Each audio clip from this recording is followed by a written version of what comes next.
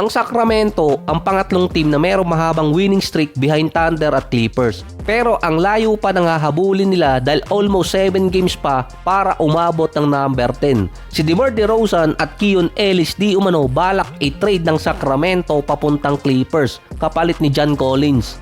Nagkaroon ng internal discussion ang Sacramento regarding sa pagkakaroon ng switch ng player papuntang Clippers. Hinahabol kasi ng LA ang low budget contract katulad ni DeMar.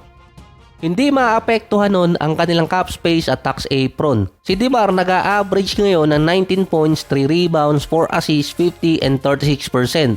Mid-range game talaga si DeMar DeRozan. Ito rin ang best season niya pagdating sa 3-point area, pagdating sa percentage. Pero parang hindi pa nga siya umaabot ng 1 3-point shot per game at mababa din ang kanyang attempts mula sa beyond the arc. Nagsisimula na rin kasing mag-click ang rotation ng Clippers ngayon. Ang momentum ando na, kaso ang problema si Kawhi. Nauubusan kasi ng momentum yung mga paa niya or tuhod niya. Bukod kasi sa injury niya sa mismong paa kaya hindi nakapaglaro sa Toronto, meron pang panibagong injury. Based sa report, nagkaroon ng knee contusion injury itong si Kawhi. 2 injury na ang minamanage niya. Same scenario ng injury katulad nung November. Kinabahan agad yung mga fans regarding sa report dito kay Kawhi. Pero ang sinabi kasi doon, ipapahinga lang siya kaya hindi naglaro versus Raptors. At hindi rin naman sinabi na maglalaro or hindi maglalaro sa susunod nilang game. Ito rin yung 2 injury kaya hindi siya nakapaglaro ng matagal. Kaya sabi ko dati, duda ako dito kay Kawhi bakit dire-diretso naglalaro. Kasi hindi naman yung injury ang problema niya.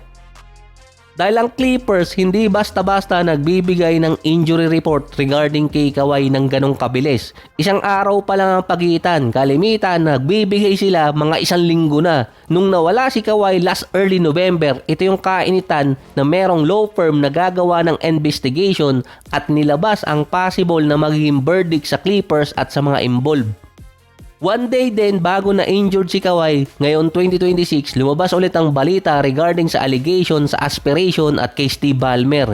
Ito yung dinidenied ulit ni Steve Ballmer ang mga allegation at sinabing siya pa yung naloko. Based kasi sa report na yon, nag-file ang abogado ni Steve Ballmer na i-dismiss ang mga kaso tungkol sa kanya. Dahil dun kinasuhan si Steve Ballmer nung nakaraang taon ng dati mga investor ng aspiration, November 25, halos nung time na nawala si Kawhi ng matagal. Based sa mga comments sa forum, imposibleng nagkataon lang din na nung gumalaw si Steve Ballmer regarding sa aspiration, halos parehas na nawala nun si Kawhi, 2 beses din. Unofficial report pa kasi kung kailan talaga ilalabas yung verdict.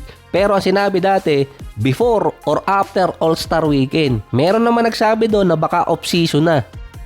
Sa ngayon, hindi makapag-trade basta ang Clippers dahil under investigation. Kaya siguro hinahabol ni Steve Ballmer na ma-release or hindi matuloy yung mga kaso. So dito mo naman makikita kung sino talaga yung matalinong agent at may control ng NBA. Dahil si Rich Paul nag-start ng podcast, mukhang may ibang interest. At walang agent na nasa podcast na pinag-uusapan yung mga trades, lalo na majority pa ng ibang player hawak niya at nire-represent niya kasama si LeBron. Totally parang nakokontrol niya or napapataas niya yung value ng mga player niya habang nasa market. May nakalimutan akong term dun parang nai-impluensyahan niya. Bawal sa NBA yun, pero nakita kasi ni Rich Paul yung loophole. Bawal kasi makipag-usap ang agent or kahit sinong executive ng team ng diretso sa player. Pero dahil nasa podcast si Rich Paul, magagawa niya yon ng hindi direktang sinasabi. Hindi papasok sa tampering kasi nagkagulo yung iba mga player nang sinabi niyang dapat i-trade si Austin Reeves. Kahit si Austin Reeves nagulantang din sa sinabi niya Ngayon naman, parang ini-encourage niya si Moses Moody na maalis si Draymond sa lineup ng Golden State or rotation. Ang specific na binanggit niya doon, kaya walang consistent minutes si Moody dahil halos pareha sila ng style ni Draymond Green.